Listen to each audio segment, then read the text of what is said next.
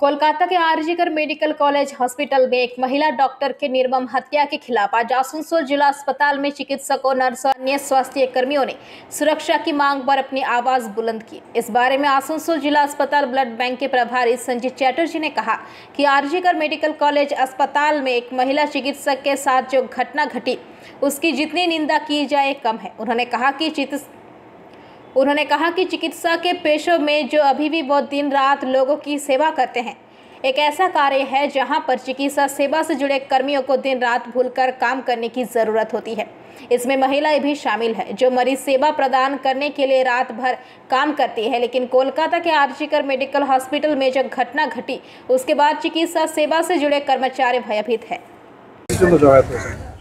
আপনারা জানেন কালকে আরজিকরে যে দুর্ঘটনা, আমি জানি না কিভাবে বর্ণনা করব, যেটা ঘটেছে আর কি, সেটা তো শুধু আরজিকরের ঘটনা নয়, এটা পুরোপুরি আমাদের সারা পুরো পেশাটাকে, পুরো প্রফেশনটাকে কিন্তু একটা প্রশ্নচিহ্নের সামনে এনে দাঁড় করিয়েছে।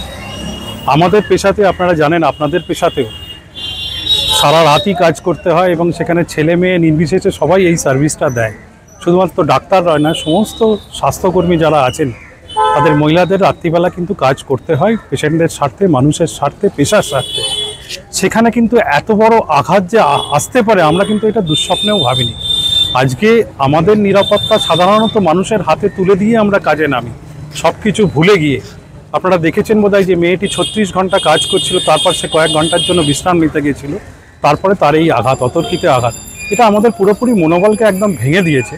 এবং আমাদের যারা আছেন মহিলা কর্মীরা, তারা প্রত্যেকেই ভাবছেন যে ডিউটিটা কী করে করবে।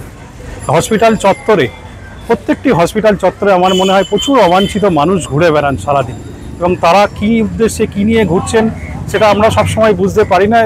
আর সত্ত্বেও আমরা আমাদের কাজগুলো করে যাই, কিন্তু এখন তো এই জায়গাটা এসে আমরা দাঁড়িয়েছি যে আমাদের নিরাপত্তাটা নিয়ে ভাবতে হবে, তাহলে আমরা কাজটা করবো কী করে, কীভাবে কাজটা করবো কী করে।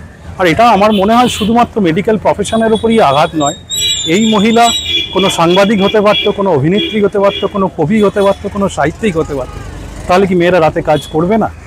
প্রশ্নটা কিন্তু সবার মনে জাগা উচিত। আমার মনে হয় সব মানুষ, সব পেশা নির্বিশেষে সবার এগিয়ে এসে এটার একটা বিহিত করা দরকার। তা নাহলে কিন্তু এটা আর মানুষের রাজত্ব থাকছে না। মানুষের মতো দেখতে বেশ কিছু জানোয়ারের হাতে কিন্তু আমরা আস্তে আস্তে অধীনে চলে যাচ্ছি। প্লিজ আপনারা সবাই ভাবুন, সবাই প্রতিবাদ করুন, সবাই এগিয়ে আসুন, এবং এই জিনিসের খতম এখানেই কিন্তু করা উচিত। আপনি যেটা বলছেন যে প্রত্যেকটা হাসপাতালেই প্রায় প্রচুর বাইরের বহিরাগত মানুষজনের আনাগোনা আছে, তো সেক্ষেত্রে আপনাদের কোনো দাবি থাকবে আসানসোল জেলা হাসপাতালের ক্ষেত্রে? অবশ্যই আমাদের তো দাবি আছে, আমরা এই নিয়ে আজকেও মিটিং করেছি, সোমবারেও করব। আগামী দিনে আমরা পুলিশ কমিশনারের কাছেও যাব, আমাদের আরকেএসের চেয়ারম্যান যিনি, মন্ত্রীমশাইয়ের সঙ্গেও আমরা বসবো। নিরাপত্তা তো বাড়াতেই হবে। আপনারা দেখতেই পাচ্ছেন রাত্রিবেলা অনেক রকম অবাঞ্ছিত ঘটনা ঘটতে থাকে, ছোট ছোট, যেগুলো আমরা আমাদের মতো করে আটকানোর চেষ্টা করি, কিন্তু সেটা সম্ভব নয় প্রশাসনের সাহায্য ছাড়া। সেই ব্যাপারটাই যাতে জোর দেওয়া হয়, নিরাপত্তা যাতে আরেকটু টাইট করা হয়, যাতে আমরা নিশ্চিন্তে কাজটা করতে পারি, আমাদের মেধাকে আমরা যাতে কাজে লাগাতে পারি নির্ভয়, সেই ব্যাপারটা ইনশিওর করার জন্য তো আমাদের প্রশাসনের কাছে দাবি থাকছি। আপনার নাম? আমি डॉक्टर संजीत चैटर्जी, आसनसोल जिला हॉस्पिटल।